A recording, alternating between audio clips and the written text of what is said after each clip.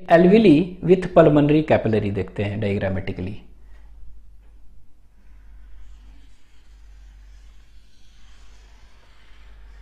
ठीक है, ये एल्विली है। ठीक है, दिस इज एल्विली। तो ये एल्विली क्या है? With pulmonary capillaries. तो ये एल्विली विथ पल्मोनरी कैपिलरी बनाए हैं। ठीक है, दिखा रहे हैं। तो ये एल्विली देख रहे हैं। तो एल्विली का सबसे आउटर लेयर क्या होता है? तो आउटर लेयर हम देखे थे, it is made up of what? It is made up of yellow fibrous connective tissue. ठीक है, और वो भी कौन सा था? Dense irregular. ठीक है, तो ये dense irregular yellow fibrous connective tissue का बना होता है। ठीक है, अब ये डेंस इरेगुलर येलो फाइब्रस है, मतलब क्या होगा? इलास्टिक फाइबर्स के बने हैं, मतलब इलास्टिक होगा, प्रोवाइड करेगा इलास्टिसिटी।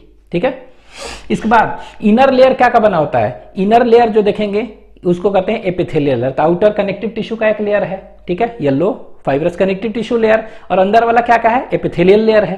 ठीक है, तो एपिथेलियल टिश्यू का बना होगा, mainly simple squamous epithelial tissue का बना है। ठीक है, तो ये हो गया एपिथेलियल लेयर। अब ये एपिथेलियल लेयर है। ठीक है, एपिथेलियल लेयर जो है इसमें दो तरह के सेल्स होते हैं। ठीक है, तो दो तरह के, तो इस तरह के ऐसे सेल्स देखिए बना रहे हैं, ये इस तरह के ऐसे। तो ये फ्लैट, थिन फ्लैट होते हैं ना, इस तरह का लेयर है, सेल्स है। और इसी के बीच में एक सेल्स और भी देखते हैं। तो ये जो सेल्स है, इस तरह के सेल्स ऐसे बना रहे हैं, सभी में बना दे रहे हैं। तो इस तरह के ऐसे है, थिन फ्लैट सेल्स ऐसे। ठीक है, ऐसे दिखा दे रहे हैं, ये है। तो ये जो सेल्स देख रहे हैं इनको एक्चुअली में क्या कह सकते हैं? It is lined by, thin होते हैं, फ्लैटेंड होते हैं, and it is lined by simple squamous epithelial tissue. ठीक है, इस तरह का। तो ये एपिथेलियल लेयर है, और इसी एपिथेलियल लेयर के बीच में हम क्या देखेंगे? न्यूमोसाइट तो है ही। ये कौन सा सेल है? ये this is known as pneumocyte, pneumocyte cells. ठीक है, तो न्यूमोसाइट दो तरह का है, न्यूमोसाइट 1 एंड न्यूमोसाइट 2। तो ये वाला जो है थिन और फ्लैटेंड सेल्स के जो बने हुए हैं, and it is lined by simple squamous epithelium, ये न्यूमोसाइट 1 कहेंगे। ठीक है, तो इसको कहेंगे एल्वुलर सेल टाइप 1। ठीक है, एल्वुलर टाइप 1 सेल कह सकते हैं, एल्वुलर टाइप 1 सेल। ठीक है, इसके बीच में इस तरह के भी सेल्स ऐसे भी हो सकते हैं। ये देख रहे हैं, बड़ा है ना इसके कंपैरिजन में, तो इसके कंपैरिजन में ये बड़ा इस तरह का है। तो ये वाला जो है इसको कहते हैं, कुछ होते हैं, फ्यू होते हैं, तो इसको कहते हैं न्यूमोसाइट 2। ठीक है, न्यूमोसाइट 2। तो न्यूमोसाइट 1 और न्यूमोसाइट 2 ये दोनों क्या हो गया? ये दोनों को एक्चुअली में क्या है? ये न्यूमोसाइट्स है। ये दोनों का दोनों क्या हो गया? न्यूमोसाइट्स। ठीक है, और ये दोनों का दोनों न्यूमोसाइट्स जो हैं ये क्या कह सकते हैं? ये एक्चुअली में कह सकते हैं ये एपिथेलियल लेयर है ना, तो एल्वुलर एपिथेलियम। तो यहां पर हम लिख दे रहे हैं एक्चुअली में 195% है, 2 कितना है? 5% का अप्रोक्स, 3 to 5%, बहुत ही कम है। तो 1 इज मेड अप ऑफ क्या? Simple epithelial layer. मेनली क्या होता है? सिंपल स्क्वैमस एपिथेलियम का बना होता है, सिंपल स्क्वैमस एपिथेलियम के बने होते हैं। तो ये क्या हो गया? Alveolar epithelium. तो एल्वुलर का एपिथेलियम मेनली जो है, alveolar epithelium is mainly made up of कौन सा? Simple squamous epithelium. ठीक है, तो ये लिख दिए हैं, एल्वुलर एपिथेलियम क्या होता है? It is actually made up of क्या? Simple squamous epithelium. ठीक है, ये लेयर हुआ, ये वाला एपिथेलियम लेयर हुआ पूरा। ठीक है, अच्छा, इसी में हम बताए थे कि मैक्रोफेज भी होते हैं। तो बीच बीच में इसी के न्यूमोसाइट सेल के सराउंडिंग में ही इधर हम क्या देखेंगे? मैक्रोफेज वगैरह होगा। तो ऐसे आप बना सकते हैं, इस तरह से ऐसे बीच बीच में क्या हो गया? मैक्रोफेज। तो ये वाला जो स्ट्रक्चर हम देख रहे हैं क्या है? It is macrophage. और ये एल्वुलर मैक्रोफेज को हम क्या कहते हैं? डस्ट सेल्स कहते हैं। तो इसमें डस्ट सेल्स हैं और एल्वुलर मैक्रोफेज भी होते हैं। ठीक है, तो ये बीच बीच में ये मेनली कहां देखे जाते हैं? मेनली टुवर्ड्स न्यूमोसाइट सेल्स, जो उसी के आसपास में देखे जाते हैं। तो एक ही नहीं है, बहुत सारे हैं। मैक्रोफेज है जिसको कि हम क्या कहते हैं? Dust cells. ठीक है, अब यहां पर देख रहे हैं न्यूमोसाइट हो गया, इसके चारों तरफ क्या हो गया? ये हाईली वैस्कुलराइज्ड होता है ना, तो हाईली वैस्कुलराइज्ड है। तो यहां पर हम देखेंगे कि इस तरह से ये ब्लड वेसल्स हैं, ये देखिए इस तरह से ये। तो ये एल्विली है और ये क्या है? पल्मोनरी कैपिलरीज है। ठीक है। तो ये पल्मोनरी कैपिलरीज है। तो ये क्या है, ये एक्चुअली में ब्लड कैपिलरी है, ठीक है। और ये ब्लड कैपिलरी देखेंगे तो इस ब्लड कैपिलरी में क्या दिखेगा, यहां पर इसमें वॉल होते हैं ना, एंडोथेलियम, तो अंदर जो वॉल देख रहे हैं इस तरह बना दे रहे हैं ये, तो वॉल भी क्या का बने हुए हैं, it's wall is also made up of क्या, सिंपल स्क्वैमस एपिथेलियम। जिस तरह ये है ना सिंपल स्क्वैमस, उसी तरह इनका वॉल भी क्या का बना हुआ है, wall is also made up of क्या, सिंपल स्क्वैमस एपिथेलियम। वॉल मतलब क्या, अभी देखेंगे इसका ब्लड वेसल्स के सबसे बाहर वाला लेयर को कहते हैं ट्यूनिका एक्सटर्ना, बीच वाला ट्यूनिका मीडिया और अंदर ट्यूनिका इंटरना, ठीक है। और सबसे अंदर क्या देखेंगे, इस तरह का स्ट्रक्चर देख रहे हैं, तो ये क्या हुआ, ये एक्चुअली में क्या है, तो दिस इज एक्चुअली कह सकते हैं दिस इज एंडोथेलियम कहेंगे, this is known as endothelium. Endothelium of कौन सा, ब्लड कैपिलरी, ठीक है। तो ब्लड कैपिलरी का ये एंडोथेलियम है। तो endothelium of blood capillary is also made up of क्या, सिंपल स्क्वैमस एपिथेलियम। ये भी है सिंपल स्क्वैमस है। ये वाला जो देख रहे हैं ये सब भी क्या है, सब सिंपल स्क्वैमस एपिथेलियम है, एल्वुलर एपिथेलियम, ठीक है। अच्छा, इन दोनों के बीच में देख रहे हैं स्पेस, ये वाला स्पेस देख रहे हैं, नहीं वाला स्पेस, ये वाला, तो ये जो स्पेस है, दिस स्पेस, ये वाला जो स्पेस देख रहे हैं, दिस स्पेस जो है इसको हम कहते हैं दैट इज नोन एज क्या, इसको कहेंगे बेसमेंट सब्सटेंस। तो आपके एनसीईआरटी में ऐसे करके लेवलिंग कर दिया है बेसमेंट सब्सटेंस, लेकिन एक्चुअली में ये बेसमेंट सब्सटेंस क्या का बना है, तीन चीज का बना है।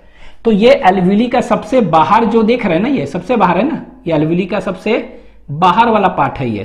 तो ये आप पढ़े हैं ना कि epithelial cells rest on a membrane known as, rest on a membrane known as basement membrane. तो बेसमेंट मेम्ब्रेन होगा ना, सिंपल स्क्वैमस एपिथेलियम है तो बेसमेंट मेम्ब्रेन होगा, तो ये बेसमेंट मेम्ब्रेन पर बैठा होगा ना। तो ये जो बेसमेंट मेम्ब्रेन जो देख रहे हैं इसको क्या कहेंगे, इसको आप कह सकते हैं this is what, it is basement membrane. ये क्या है, ये बेसमेंट मेम्ब्रेन है। लेकिन बेसमेंट मेम्ब्रेन ऑफ कौन सा है, एल्वुली का, एल्वुली। तो बेसमेंट मेम्ब्रेन ऑफ एल्वुली चाहे बेसमेंट मेम्ब्रेन ऑफ कौन सा, एल्वुलर एपिथेलियम, ठीक है। तो ये एल्वुलर एपिथेलियम का क्या है, ये बेसमेंट मेम्ब्रेन हो गया, ठीक है, ये इसका। लेकिन उसी तरह ये देख रहे हैं हम इसको, यहां नीचे ब्लड वेसल्स है ना, तो यहां पर भी तो है, ये वाला देख रहे हैं, ये भी कहां पर रेस्ट कर रहा है, ये भी रेस्ट कर रहा है। तो इसको हम क्या कहेंगे, this is basement membrane of क्या, ये देखिए ये, तो इसको कहेंगे बेसमेंट मेम्ब्रेन, ये भी है ऑफ कौन सा, ऑफ ब्लड वेसल, ठीक है। एंडोथेलियम है ना, इसका बेसमेंट मेम्ब्रेन, तो ऑफ ब्लड कैपिलरीज, ठीक है।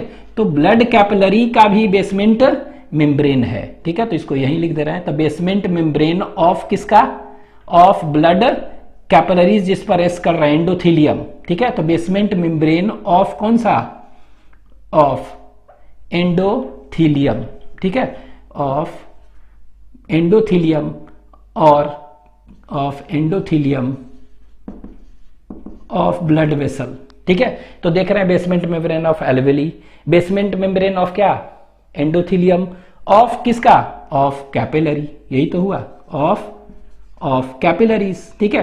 तो जो कैपिलरी है उसका कह सकते हैं ये बेसमेंट मेम्ब्रेन है। तो यहां basement membrane of capillary endothelium, ये क्या हो गया, this is basement membrane of किसका हो गया, ये एल्वुली का हो गया। और इन दोनों के बीच में जो स्पेस देख रहे हैं, ये स्पेस देख रहे हैं ना, इस स्पेस को हम कहते हैं this is known as interstitial space कहेंगे। क्या कहेंगे, दोनों के बीच में स्पेस, इंटरस्टिशियल स्पेस, ठीक है। अब ये तीनों को मिलाकर हम क्या कहते हैं, बेसमेंट सब्सटेंस। तो आपके एनसीईआरटी में एक ही दे दिया है बेसमेंट सब्सटेंस, लेकिन ये तीनों का तीनों को मिलाकर हम क्या कह रहे हैं, ये देखिए ये है, यही है ना। तो इन तीनों का तीनों को मिलाकर हम क्या कर रहे हैं, ये तीनों को मिला के हमारा एनसीईआरटी इसको क्या कह दिया है, बेसमेंट सब्सटेंस कह दिया है। तो यहां पर लिख दे रहे हैं बेसमेंट सब्सटेंस, ठीक है। तो ये बेसमेंट SUBSTANC सब्सटेंस हो गया, ठीक है। तो ये बेसमेंट सब्सटेंस एनसीईआरटी दिया है, ठीक है। तो अब यहां पे देखिए कोई भी एयर आ रहा है यहां से बाहर से, यहां देखिए ऑक्सीजन है ना, ऊपर क्या है, ऊपर ऑक्सीजन है, ठीक है। तो ऑक्सीजन है ऊपर, यहां देखिए ऑक्सीजन ऊपर, ठीक है। तो ऑक्सीजन आएगा, यहां आएगा ऑक्सीजन, ये लीजिए ऑक्सीजन यहां आया, यहां से कहां जाएगा ये ऑक्सीजन, डिफ्यूज करेगा ना, यहां आएगा डिफ्यूज। उसी तरह CO2 मान लीजिए यहां है, तो यहां से कहां जाएगा CO2, यहां आएगा, और यहां से कहां जाएगा CO2, बाहर जाएगा ना, इस तरह। तो ये डिफ्यूजन, ये देखिए ये जो मेम्ब्रेन, ये इसको कहते हैं डिफ्यूजन मेम्ब्रेन, ठीक है, और रेस्पिरेटरी सरफेस, ठीक है। तो आप कह सकते हैं कि रेस्पिरेटरी सरफेस है चाहे डिफ्यूजन मेम्ब्रेन, क्या है, it is made up of कितने लेयर्स, 3 लेयर्स। क्या क्या है, एक तो ये दोनों के बीच में ये सब है बेसमेंट सब्सटेंस है, और इसका बेसमेंट सरफेस हो गया, और ये क्या है, सिंपल स्क्वैमस। तो आप ऐसे कह सकते हैं, यहां देखिए ये कि ये सिंपल स्क्वैमस एपिथेलियम जो है, यही है ना, सिंपल स्क्वैमस एपिथेलियम, ये क्या करता है, ये हो गया, इट फॉर्म्स, इसको कहते हैं रेस्पिरेटरी सरफेस है ना, तो रेस्पिरेटरी मेम्ब्रेन, ठीक है, और डिफ्यूजन मेम्ब्रेन, ठीक है, और respiratory surface is made up of 3 layers. पहला कौन सा है, first is simple squamous epithelium, ये वाला, ठीक है। दूसरा बेसमेंट सब्सटेंस, देख रहे हैं 2, बीच में जो स्पेस है ये सब। तीसरा कौन सा, एंडोथेलियम ऑफ क्या, ब्लड कैपिलरीज। तो ब्लड कैपिलरीज का क्या हो गया, तीसरा ब्लड कैपिलरी का एंडोथेलियम, ठीक है। ये तीनों मिलाकर क्या कहते हैं, ये तीनों मिलाकर हम कहते हैं क्या, रेस्पिरेटरी सरफेस, ठीक है। तो यहां पर लिख रहे हैं कि 1, तो ऐसे कह सकते हैं what is respiratory surface, respiratory surface, यही है ना, रेस्पिरेटरी सरफेस। और इसी को कह सकते हैं डिफ्यूजन मेम्ब्रेन, कौन सा, डिफ्यूजन मेम्ब्रेन, और इसी को डिफ्यूजन मेम्ब्रेन कहिए। तो रेस्पिरेटरी सरफेस और डिफ्यूजन मेम्ब्रेन, ठीक है, डिफ्यूजन मेम्ब्रेन, ये क्या होता है, तो व्हाट इज रेस्पिरेटरी सरफेस और डिफ्यूजन मेम्ब्रेन, ठीक है। तो it is made up of क्या, तो अभी तो दिखाए हैं ये क्या का बना हुआ है, ये 3 लेयर्स के बने हुए। It is made up of how many layers, it is made up of 3 layers. कौन कौन से लेयर्स हो जाएंगे, तो ये देखिए 1 + 2 + 3 लिखे है ना। तो ये कह सकते हैं, इसके बारे में लिख रहे हैं, तो डिफ्यूजन मेम्ब्रेन और surface, it is made up of क्या, it is made up of how many layers, 3 layers. Diffusion membrane और respiratory surface is made up of how many layers, 3 layers. कौन कौन से 3 लेयर्स हैं, कौन कौन से 3 लेयर्स हैं, तो it is made up of 3 layers. तो लिखना जरूरी नहीं है, 1 मीन्स क्या, सिंपल स्क्वैमस एपिथेलियम, +2 मतलब बेसमेंट सब्सटेंस, +3 मतलब एंडोथेलियम ऑफ ब्लड कैपिलरी। ये तीनों मिलाकर क्या कहते हैं, तीनों लेयर हो गया, तो इसी को कहते हैं डिफ्यूजन मेम्ब्रेन और रेस्पिरेटरी सरफेस, ठीक है। तो ये हो गया, तो it is made up of 3 layers, कौन कौन सा, simple squamous epithelium, basement substance and endothelium of blood capillaries, ठीक है। और ये इनका थिकनेस क्या होता है, अगर पूछेगा थिकनेस, ठीक है, तो थिकनेस याद रखना है, सेकेंड पॉइंट, थिकनेस, तो थिकनेस क्या हो गया, ये थिकनेस जो बहुत ही कम होता है, it is less than 1 millimetre, आपके एनसीईआरटी में दिया हुआ है, it is less than 1 millimetre, 1 mm, ठीक है। तो 1 मिलीमीटर से कम में होता है, ये एनसीईआरटी में दिया हुआ है आपके, ठीक है। लेकिन हाँ, एक्चुअली में होता क्या, 1 मिलीमीटर तो कम होता है, लेकिन एक्चुअली में इससे भी कम होता है। इट इज एक्चुअली में कितना, ये याद रखेंगे, ये 0.2 मिलीमीटर इतना होता है, ठीक है। तो देख रहे हैं बहुत ही कम, तो ये आपको याद रखना है कि इसका थिकनेस कितना होगा, लेस देन 1 मिलीमीटर, आपके एनसीईआरटी में ये मेंशन है। लेकिन होता है एक्चुअली में ह्यूमन में, हम लोग में देखेंगे कितना होगा, हम लोग में होता है, इट इज 0.2 मिलीमीटर इतना होता है, ठीक है, ये याद रखना है। तो जितना ज्यादा थिकनेस क्या होगा, कम होगा, रेस्पिरेटरी सरफेस जितना पतला होगा उतना ज्यादा rate of diffusion of gases ज्यादा होगा, ठीक है। तीसरा अगर कहेंगे कोई characteristics, what are the various characteristics, अगर कहेंगे कोई भी फंडामेंटल कैरेक्टरिस्टिक्स अगर हम कहेंगे, तो क्या होना चाहिए, एक अच्छा रेस्पिरेटरी मेम्ब्रेन हो और रेस्पिरेटरी सरफेस हो, डिफ्यूजन मेम्ब्रेन हो, उसके लिए क्या होना चाहिए कैरेक्टरिस्टिक्स। तो ये आपको याद रखना होगा कि कैरेक्टरिस्टिक्स क्या होना चाहिए, ठीक है, what are the various characteristics. तो कैरेक्टरिस्टिक्स से आपको याद रखना है क्या होना चाहिए कि it should be thin and moist, ये थिन और मॉइस्ट होना चाहिए। कोई भी रेस्पिरेटरी सरफेस अच्छा हो उसके लिए क्या होना चाहिए, वो सरफेस थिन एंड मॉइस्ट होना चाहिए। और क्या होना चाहिए, थिन और मॉइस्ट हो गया तो बहुत अच्छा है। ये एनालिटिक्स में पढ़े थे ना, अर्थवर्म में skin acts as a respiratory organ. Respiratory organ तो वहां पर कह सकते हैं कि रेस्पिरेशन में हेल्प कर रहा है, तो मॉइस्ट स्किन, तो यहां पर थिन एंड मॉइस्ट होना चाहिए। दूसरा क्या होना चाहिए, it should be highly vascularised. ठीक है, तो ये हाईली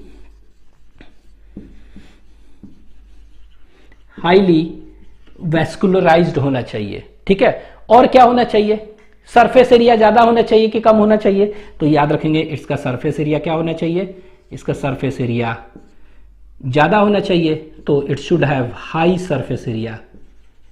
सरफेस एरिया क्या होना चाहिए उसका, कोई भी रेस्पिरेटरी मेम्ब्रेन है तो वो ज्यादा होना चाहिए। ठीक है, तो सरफेस एरिया हाई होना चाहिए। इसके बाद और क्या होना चाहिए, ये थिन मॉइस्ट होना चाहिए, हाईली वैस्कुलराइज्ड होना चाहिए, हाई सरफेस होना चाहिए। और भी कह सकते हैं कि ये गैस अगर है, सपोज करिए कि O2 और CO2 है, तो परमिबिलिटी पे तो डिपेंड कर रहा है ना, कौन सा गैस आ रहा है कौन सा जा रहा है, तो it also depends on permeability of gases. ठीक है, तो कह सकते हैं it should be thin and moist, highly vascularised, it should have high surface area.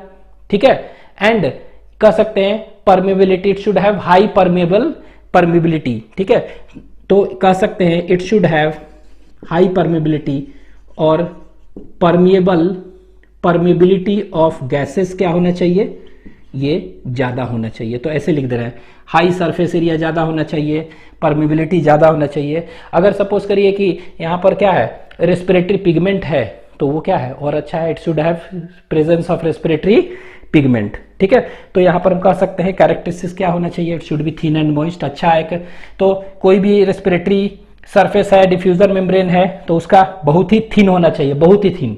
तो थिकनेस कितना वेरी करना चाहिए, ये होना चाहिए लेस देन 1 मिलीमीटर एनसीईआरटी के अनुसार। And it is made up of simple square epithelium, basement substance and endothelium of blood capillaries, 3 layer के बने होते हैं। और ये it should be thin and moist, it should be highly vascularised, it should have high surface area, it should be permeable for gases. ठीक है, तो permeable for gases लिख दे रहे हैं, तो परमिएबल होना चाहिए, तो it should be permeable for gases.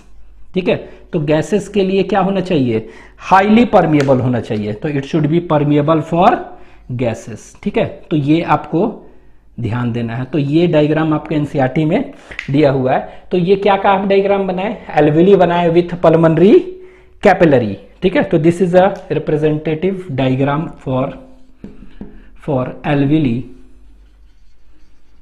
With किसके साथ, विथ पल्मोनरी कैपिलरीज। ठीक है, तो ये क्या के लिए है, एल्वेली है with pulmonary capillary, pulmonary capillary. ठीक है, तो ये फिगर क्या का है, एल्वेली का है, अलॉन्ग विथ पल्मोनरी कैपिलरी।